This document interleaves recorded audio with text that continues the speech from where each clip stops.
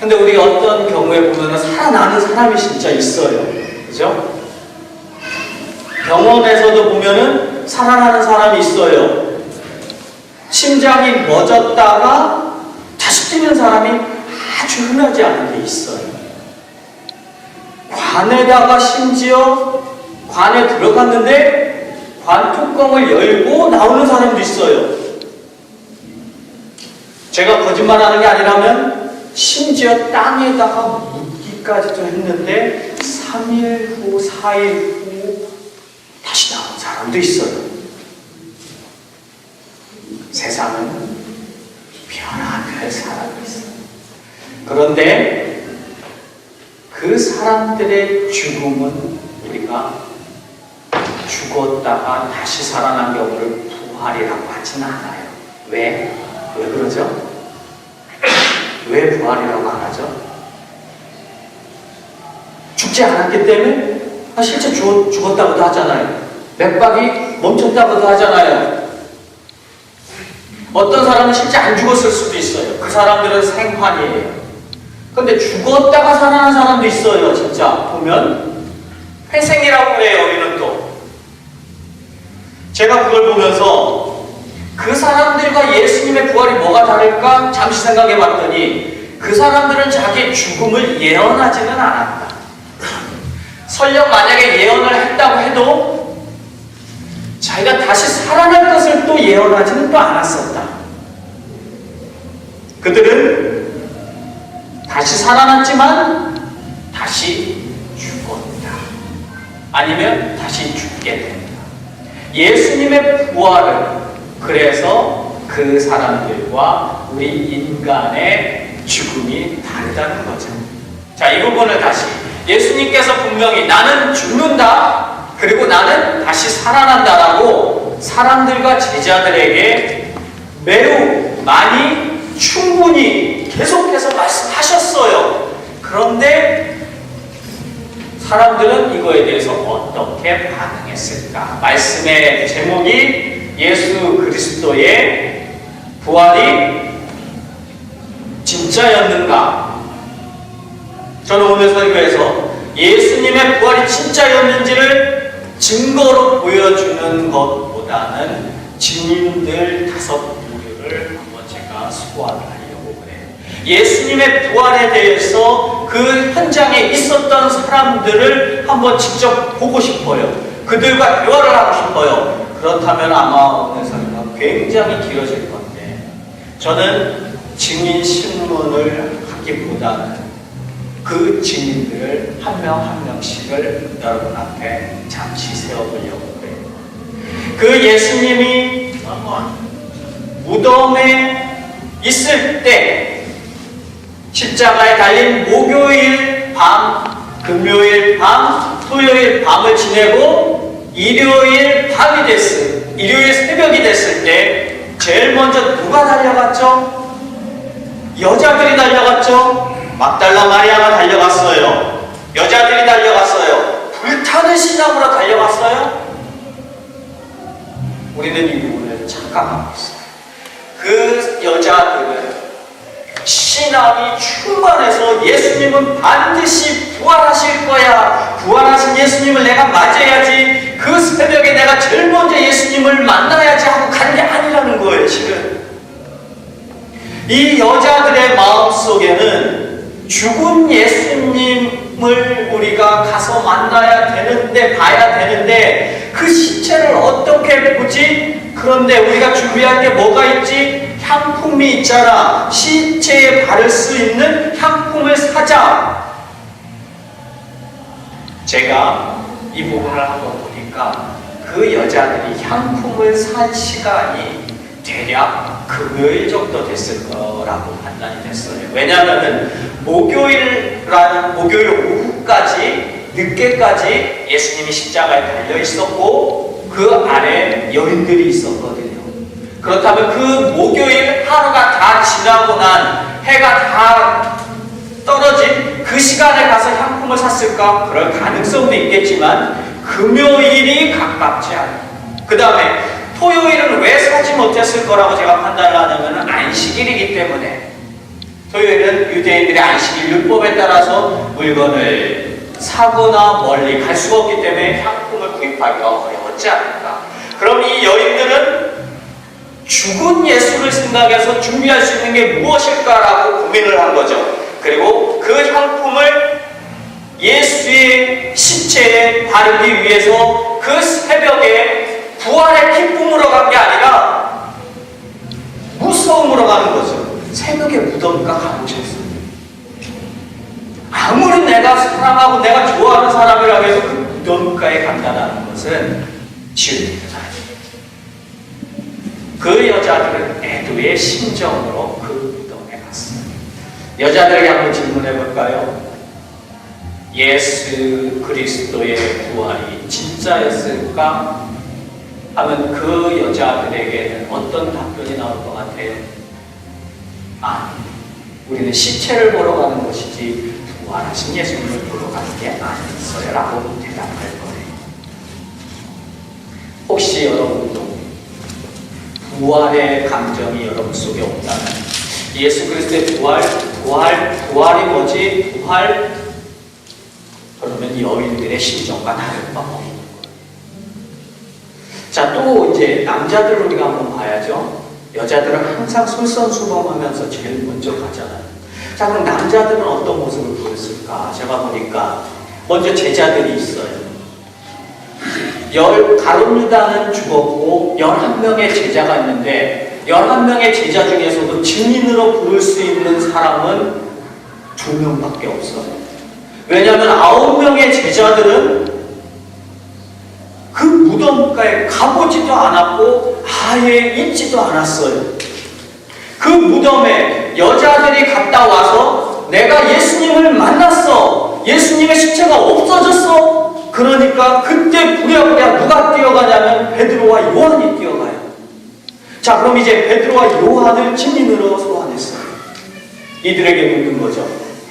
너희는 예수 그리스도의 부활을 믿었느냐? 뭐라고 대답할 것 같아요? 예, 믿었어요 라고 못하는 거예요. 왜냐하면 예수님이 누구보다도 나는 부활할 것이다 라고 말씀을 하셨음에도 불구하고 사람들 앞에서 그렇게 말씀하셨는데 옆에서 지켜봤음에도 불구하고 예수님의 부활을 믿지를 못한 11명의 제자들이에요. 그걸 믿었다면 팔지도 않았겠죠. 믿었다면 그 새벽에 여자들보다 더 먼저 뛰어갔겠죠. 나중에 예수님을 만나기까지 해요. 그런데도 여전히 의심하고 있어요. 영이 나타나는 거 아닐까? 우리가 환상을 보는 거 아닐까? 육체인가? 예수님은 분명히 영적으로 부활한 게 아니라 육신이 부활하신 것을 여러 번 보여주시잖아요. 가장 가까이 있기 때문에 가장 많이 의심을 하고, 문제는 뭐냐면 의심한 그들이 무덤에 와서 예수님을 살펴봤어야 됐는데 아예 의식조차 없이 지켜보지도 않았고 나중에 여자들이 예수님 시체가 없어졌다는 말을 듣고 그제서야 쫓아가는 베드로와 요한인 거죠. 이 부분에서 저는 그 무덤을 지켰던 사람들을 한번 소환해봤어요. 자, 그럼 이 사람들은 제가 생각하기에 무덤을 지켰던 경비병들이기 때문에 제자들보다도 더 확실한 증언을 얻을 수 있어요. 왜냐하면 이 경비병들은 죽은 예수를 봤던 사람이에요. 그리고 그 무덤 문 앞을 지키고 있었기 때문에 누가 그 무덤에서 시체를 훔쳐갔는지도 아는 사람들이에요. 만약에 훔쳐간다면.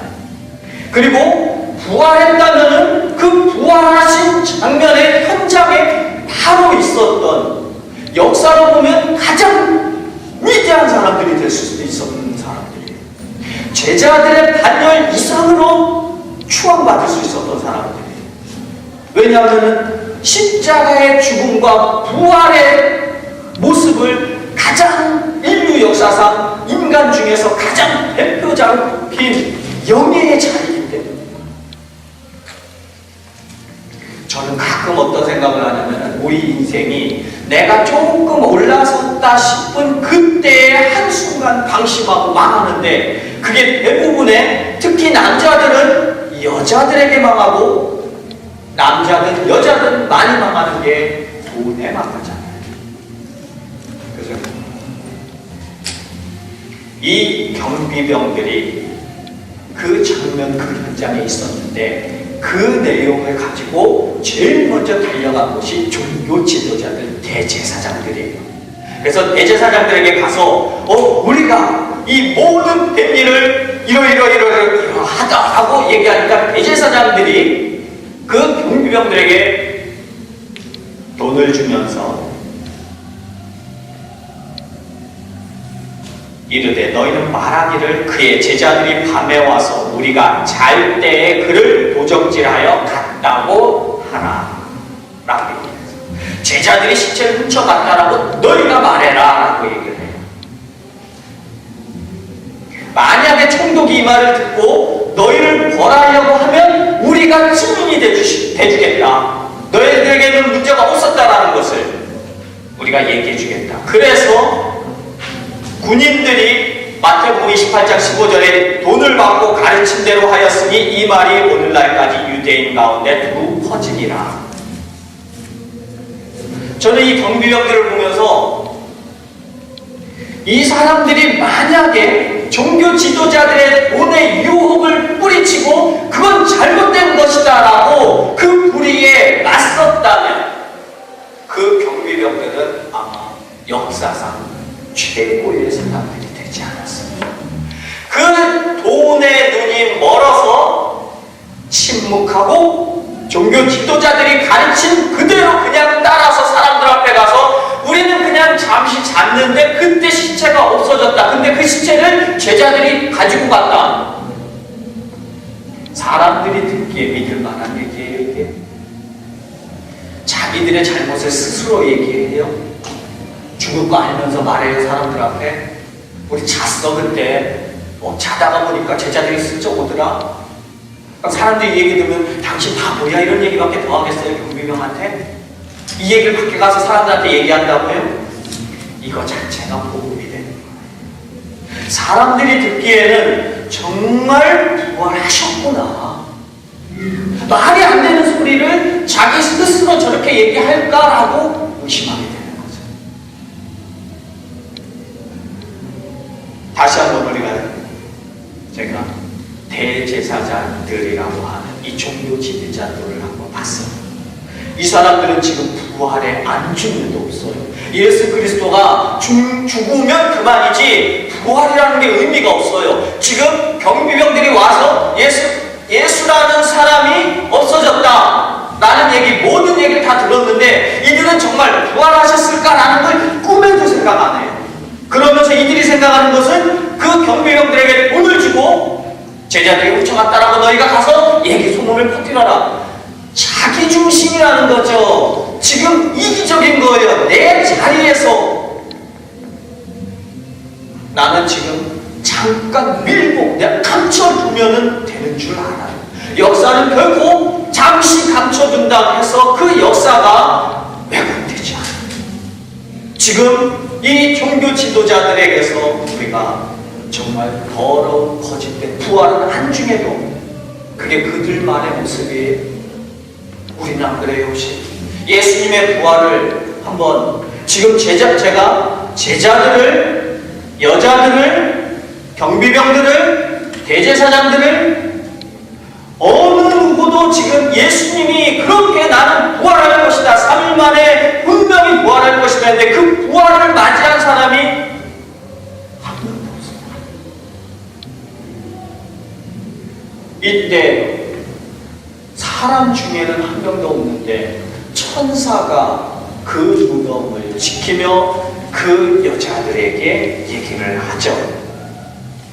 그가 여기 계시지 않고 그가 말씀하시던 대로 살아나셨느니라. 와서 그가 누우셨던 곳을 보라. 그리고 마태복음 28장 7절에 보라 내가 너희에게 일렀느니라.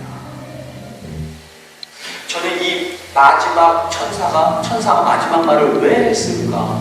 지금 예수님의 부활을 선포했고 부활하셨다라고 사람들에게 알려줬어요. 사람이 했어야 되는 일이에요. 우리한테 왔던 기회예요. 우리가 부활하셨다라고 제일 먼저 생일 축하해라고 얘기하지 않아요, 우리? 제일 먼저 해주고 싶은 거 아니에요? 내가 사랑하는 사람한테? 그것처럼 내가 사랑하는 저분이 부활하신 것을 내가 제일 먼저 볼 수 있었고 제일 먼저 말할 수 있었는데 그걸 천사한테 놓쳐버렸어요. 그렇다고 천사한테 상급을 가는 게 아닌데 그 상급이 나한테 올 수 있었던 건데 다 놓쳐버렸어요. 그런데 천사가 지금 마지막 말이 뭐냐면 보라 내가 너희에게 일렀느니라 라고 얘기를 해요. 무슨 얘기죠? 이 부분에 성경 원문에는 보면은 기억해라 내가 너에게 말해 주었다라는 메신저예요. 그리스도의 부활을 우리가 믿지 못하다 보니까 하나님께서는 또 다른 백업으로 천사를 보내셔서 그 메신저로 하여금 부활을 선포하게 하시는 거죠. 오늘날의 목회자들, 오늘날의 설교자들, 오늘날의 말씀 선포자들은 메신저가 돼야 돼요. 부활을 선포해야 한다는 거죠. 왜냐하면 우리가 보고도 못 믿기 때문에 그 전에 있었던 사람들도 안 믿었기 때문에. 그런데 나중에 하나님께서 우리 모두를 모아놓고 나서 증인신문 한번 해보자 너희들. 자, 여자들 앞으로 나오고 경비병들 앞으로 나오고 대제사장도 앞으로 나오게 해서 저처럼 지금 질문을 던지는 거죠. 너희가 그날 어디에 있었느냐? 무덤가에 있었습니다. 왜 갔느냐? 향품을 가지고. 왜 향품을 가지고 갔느냐? 죽은 시체에 바르기 위해서. 너는 부활에 대해서 인식이 있었느냐? 아, 죄송해요, 없었습니다. 이게 우리가 받을 재판에서의 결론이에요. 그리스도의 부활은 우리의 부활이 아니다 보니까 우리가 혹시 그분이 그냥 부활하신 거라고 생각한다면 우리는 구원받지 못하는 인생이에요. 이게 무슨 말이냐면 그리스도가 부활하셨다는 것을 우리도 그럼 부활할까? 맞아요. 우리도 세상 끝날에 아니면 내가 죽어서 우리는 부활해요. 그런데 우리는 지금 죽었다가 살아나면 결코 부활이라는 표현을 못 써요. 우리 인간에게. 우리는 기회를 놓쳐버렸어요. 우리는 예수님의 부활에 지금 자격도 없을 만큼 우리는 이기적인 인간들이에요. 그렇다면은 우리가 그 부활에 대해서 오늘부터 다시 여러분이 예수 그리스도의 부활 정말 죽었다가 살아나는 거야? 그분이 살아나셨어. 모든 사람들이 십자가에 다 죽었는데 유일하게 살아난 딱 한 분 예수 그리스도가 정말 부활했다. 그 부활을 나도 부활할 것이다. 그러면 여러분은 추상적으로만 알고 계시게 되는 거예요. 그래서 하나님께서 너희가 거듭나라 너희가 부활하는 얘기죠. 부활은 우리에게 거듭납니다. 우리는 부활할 수가 없다는 거죠. 죽어보실래요? 어떻게 죽어봐요? 못 살아날 것 같은데. 그래서 하나님께서 다시 한번 우리한테 기회를 또 주시냐면 너희가 거듭나라는 거죠. 우리는 부활이 아니에요. 예수 그리스도의 부활이지만 우리는 거듭난다는 거죠. 거듭난다는 건 뭐예요? 예수님이 부활하셨다는 것을 내가 믿는 거예요. 받아들이는 거예요. 나도 부활하겠구나라고 기대하는 거예요. 내가 죽으면은 반드시 하늘나라에 가겠구나. 왜? 부활하니까. 그게 거듭나는 거예요. 어떻게 거듭나지? 고민만 매일 하고 있는 거죠. 예수 그리스도의 부활을 받아들이세요. 인정하세요. 아, 예수님이 정말 부활하셨구나. 나도 죽으면 부활하겠구나. 그것이 여러분의 거듭남이에요. 거듭나지 않으면 소망 없어요. 거듭나지 않으면 이 자리가 죽음의 자리고 이 자리에 그냥 또 죽으면 그만인 거예요. 못 살아나는 그런 자리인 거예요. 베드로전서 1장 3절에 우리 주 예수 그리스도의 아버지 하나님을 찬송하려다 그의 많으신 긍휼대로 예수 그리스도를 죽은 자 가운데서 부활하게 하심으로 말미암아 우리를 거듭나게 하사 산 소망이 있게 하시며 부활이 있고 거듭남이 있는 거예요. 부활을 믿지 않으면 거듭나지 않는 거예요. 거듭난 사람은 산 소망이 있어요. 제 얘기가 아니라 성경 말씀이에요. 주님 부활하셨습니다. 우리 입으로 고백하며 기도합니다. 주님 부활하셨습니다. 주님 부활하셨습니다. 주님 부활하셨습니다. 주님, 우리가 죽으면 우리도 부활할 것을 믿는데 우리는 감히 부활이라는 말을 묻습니다. 주여, 주님께서 우리에게 주시는 말씀, 거듭나라 하시는 그 말씀이 우리의 부활인 줄 믿습니다. 거듭난다는 것이 무엇인지를 오늘 다시 한번 깨닫습니다. 주님의 부활을 우리가 인정하고 그 부활을 내 입으로 증언할 때 하나님께서 내가 어디에 있었느냐, 내가 무엇을 보았느냐, 직접 그 자리에 있었던 사람들이 주저주저하고 가보지 못했고, 그러나 우리가 그 부활을 증언할 때 그들이 더 부끄러울 줄 믿습니다. 주여, 우리가 주님의 부활을 증언하기를 원합니다. 우리가 주님이 되기를 원합니다. 우리가 다시금 주님은 부활하셨다만, 주님은 정말 부활하셨기에 내가 주님을 믿는다라고 사람들에게 선포할 수 있도록 우리에게 담대함을 허락하여 주시옵소서. 예수님의 이름으로 기도드립니다.